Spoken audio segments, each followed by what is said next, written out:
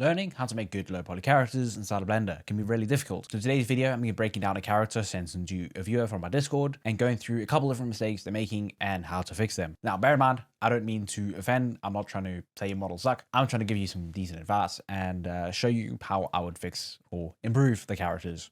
So yeah, you don't have to take any of this advice. Let's hop straight in. And by the way, if you want to submit your model for a review just like this, then you can check the link down below. I'll leave a link to the Discord. Yeah, highly recommend you go jump in there. Okay, so let's start out with the first issue that I see a lot of people run into, and it may just be a couple different little things that you need to clean up within your model. Now, the first thing that you may run into very commonly if you are working on any characters is having the scale set incorrectly. Now, what I mean by that is if you go over here, you can see that the character is a scale of 1:1, which is like the correct scale. Now, if you look at the hair, then you can see it is a kind of random 0.2, 0.2, something 0.11.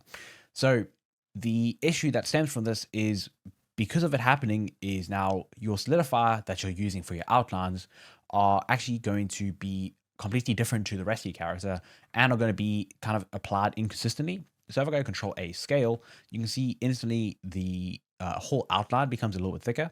And if I change it back to negative 0.02, then you can see now we have the exact same value and a lot more consistent across everything with this outline. Another issue that I saw when on your model is essentially just having vertices that are overlapping on top of each other.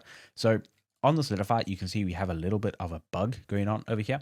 Now, the reason for this is actually because of having vertices on top of each other. If I select here, you can see it has multiple vertices like over here that have been on top of each other.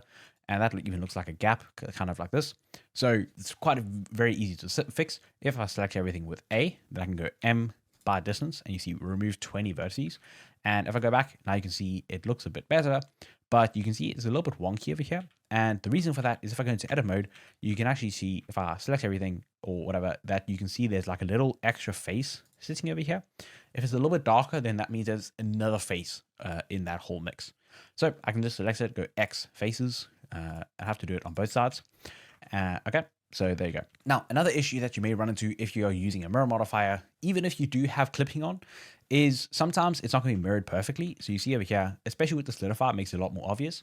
But if you don't, it's just this tiny little bit of overlapping. So what I'm going to do, I'm going to select the whole middle section, just select everything in the center like this. And then I'm going to go set my offset to 3D cursor. So I'm just going to go press my period key and change to 3D cursor, or just go over here to 3D cursor. And I can go S, X, and 0. And you see, so now everything should be flattened down. And I can select everything M by distance. And you see, we removed another 6 vertices. And now if I turn the solidifier on, you can see there's no issues over here. So that's just a couple things that you need to look at that can help clean up a couple issues with your model. Now, another big issue that I see a lot of people run into is not having a clear amount of faces or clear density of faces. So what I mean by this is essentially if we look at the model, you can see that firstly, like it kind of looks like it started as having the vertices be like this, and then you added extra edge loops to add more detail, anything like that. But then they haven't actually been any extra roundness to it. So if I go to solid view, you can see there's almost nothing, like the faces look like this, but we have an extra edge loop down the center. So you've added more horizontal edge loops, but you haven't actually added any extra roundness along the, well, any on the vertical, like extra edge loops. So like these, I could delete them and there's actually no change to how the character looks whatsoever. So either don't use them, or if you are going to use them, like actually put them to use and make it change your character. So like here, I could get rid of these, or I could even, like if it's just because you need extra edge loops going around your legs, then tie them off in triangles, or just make it like you can go take like a knife tool with K and then just click across like this and then go into the center. And then you can dissolve this face, and then this whole edge loop could be dissolved like that. And then you could just have it loop and do the same thing like there, dissolve this edge loop, and then it will have a full edge loop like this. Or, as I said, you can just make sure that you actually use those edge loops to change the character. If you're doing it on like an arm or leg, you can very easily use the loop tools add-on, which I think actually in fact Blender 5.2 should be in here by default. But loop tools, so essentially like all of these legs are also the same, where you can see this looks flat, this looks flat, that looks, well, that's there. But all of these are flat. Whereas if I select them, right click, loop tool, circle, you can see how all of these, like it could be a lot more round compared to how many vertices you have. Now bear in mind that your legs are not perfectly circular, so you would still need to stretch them specifically. Again, in terms of you have all these vertices going along, but there's no horizontal vertices on the entire thing. So like if you look over here, your faces are relatively square, whereas these ones are like 5 times longer. If you kept the same density, then you should have like this many vertices. And with those many vertices, you could add more definition. Now, if you wanted to go with this look, then you probably should just be using less vertices vertically. So like this, if I take a look at this leg, I could probably dissolve all of these vertices, make this circle like this, there. And there's no like, especially if we go to rendered view, there's no difference. Like if I go like this, you can't see any difference. And these vertices aren't even changing the shape anyway. So they're not making any difference at all in that regard. So just think a little bit more about how many vertices you're doing and if you're actually utilizing them. By the way, if you want to learn how to take your game art to the next level and you want to learn more about how to create characters in my style and get better at that, and also learn how to do PS1 character creation and all of that stuff, then you can check out the Posture Academy, link down below. Has a bunch of my courses. Yeah, highly recommend you check it out. Back to the video. Another thing I see very often is characters that people make will not be kind of standing properly. And some of them are either like can just be super straight. So like some of them just be super straight.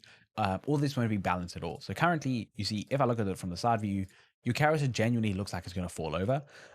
So basically all you need to do to fix it, I'm just going to select everything, grab the feet, and then I'm going to grab my proportional editing. I'm just going to pull back a little bit like this. Okay. And then I'm just going to grab the knee, push that forward a little bit. Okay. That should be a little bit better. But just in general, I usually try to make my characters a little bit more dynamic. You can see the arms are perfectly straight. Personally, I don't work that way. It's completely fine if you do, but I'll usually have like a little bit of a, like the arm would go back a little bit, then the arm would go forward a bit. The whole upper body would have a little bit more of a rotation kind of thing, like where it's just a little bit more dynamic. Like I would grab the whole upper body and rotate that a little bit as well. And you see how just would create a little bit more interest in the front view. Same thing with the legs. If you have more edge loops going vertically, then you'd want to have more of like the muscle of the leg would kind of have it go a little bit bumped out and then a little bit flatter in the back, or kind of like going a little bit forward, depending on amount of muscle. And then for the like calf, it usually doesn't really bump out in the front. So it'd be more of a thing where it goes like this sort of thing. Okay. So you can see how just a tiny bit of a difference in terms of the like anatomy of it, where you can see just having like your leg would usually go back a bit, and then the front would probably have one edge loop and then would go forward like that. Okay.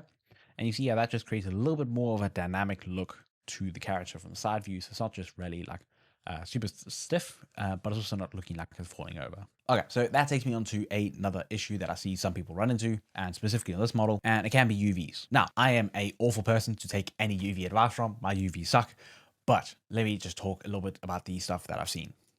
It kind of looks like you were going to add extra detail or extra density with these, like for this little emblem, but you didn't really.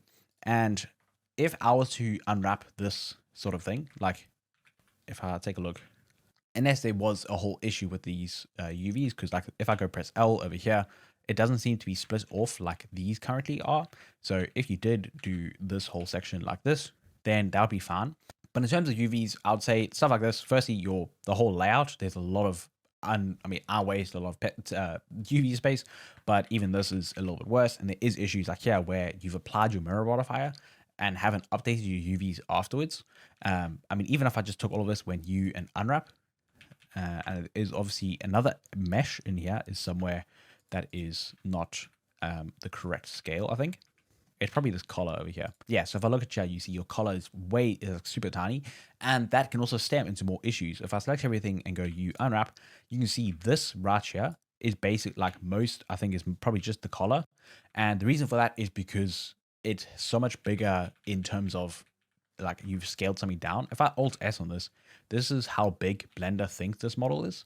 So I'm just going to go Control A, scale, and then you can see if I go select everything now and unwrap again, you can see that it is a lot more like it's more balanced in terms of how everything is showing up. And another thing when it comes to doing the UVs and all this, you could basically, like, the only parts that you currently have any painting on is just the logo and the whole face. So you could also just make it so that these are the parts that take up 80% of your UVs.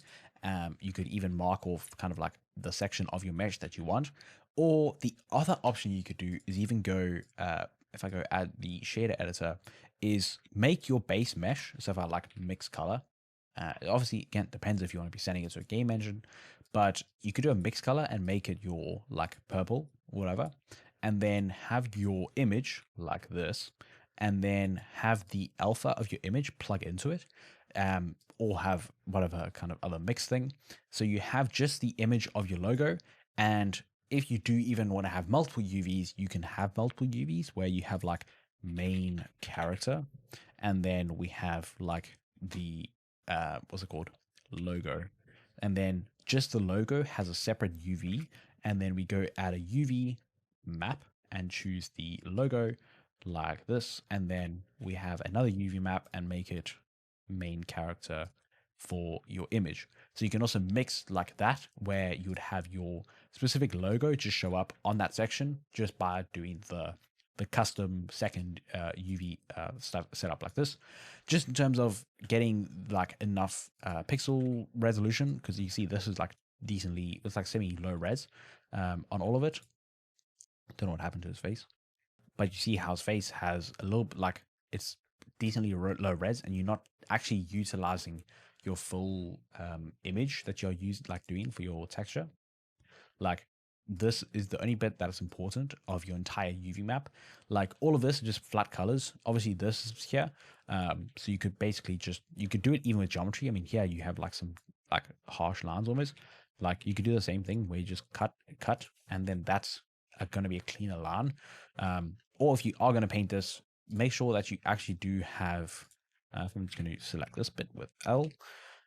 Make sure that you do paint it at a cleaner line. I know you're doing Photoshop, you should be able to draw a straight line, but you can also just turn on stabilize stroke. Same thing in Photoshop. But essentially all you need to do is just go over here to your stroke and turn on stabilize stroke. You can change the radius, whatever you want. And you see when I'm painting, it has like a line that pulls behind it. This just helps to kind of keep it a little bit cleaner. So I may just grab a brush that has a tiny bit of like, kind of to the edge, a little bit softness, but just kind of painting like that, even if you just paint it directly like there. But if you just are struggling, then just paint it with the stabilized stroke, and you can even get a decent like curved line. I think if I can grab the color, you see I can just paint kind of like a nice curve onto it like this. Obviously you can pay more attention and do it a bit nicer. And then I'm like, oh, I want to just round off the edge a little bit, kind of like that. You can see how you can quite easily paint a little bit of just a nicer thing. And you don't even have to paint it in another software. But yeah, so like just get a little bit of a nicer thing, or just use geometry and section it off. And then the only bits that actually need to have all this detail is this little logo and the face. Cool. I hope you learned a lot. If you want to learn more about anything like Carrot creation from low poly, PS1, all of that good stuff, then you can check the link down below to join the Potter Academy. If not, then there should be a video right over here for you to watch. Cheers.